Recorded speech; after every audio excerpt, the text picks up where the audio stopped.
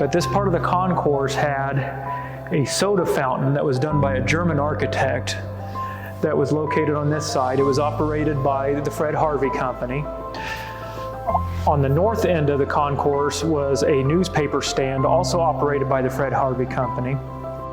So if you were to come in off of Douglas to board the trains, you would come straight to this concourse and turn here to the west, and then we'll be approaching the subways to board the trains. Okay, so this is the subway to the trains.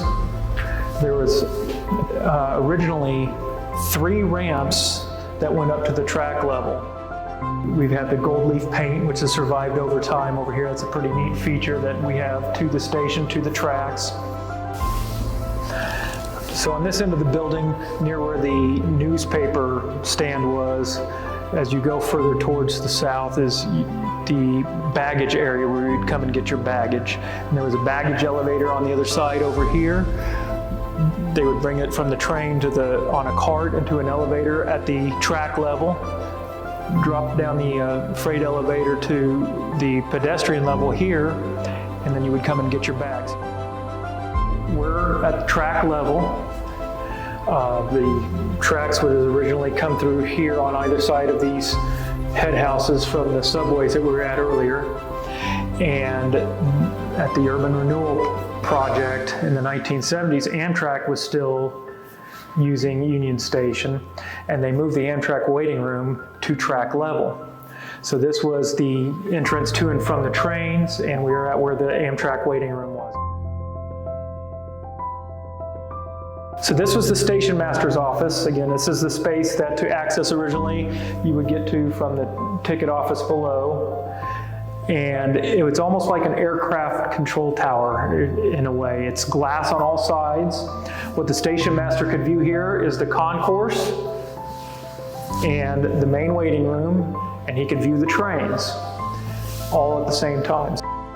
On the 3rd floor, this was an office space for the railroads, and it's a really neat space to look, and you can see the trains go by, you can see the plaza and the activity on the plaza, and it's probably one of the neater spaces in the building. So we're at track level here. Here's the top of the subways where people would go to the concourse from the trains. There was originally a railroad track here. There were tracks on either side of that head house. And then there was another one that was closer to the main line where it is right now and here. But there's also some interesting pictures of FDR and Eleanor Roosevelt up here on their visit. And another presidential visit that was scheduled was Woodrow Wilson. I'm Drew Meek, and I am with SPT Architecture here in Wichita, and we were the architects for the renovation of Union Station, as well as the other buildings in the Union Station complex. And we helped Occidental Management with a strategy for long-term investment in this building, and with a renovation that would satisfy the requirements of the National Register of Historic Places. I also serve on the board for the Great Plains Transportation Museum, your neighbors across the street, home of steam locomotive 3768. And one of these locomotives, a lot of these locomotives like this, pulled the passenger trains that would serve Union Station.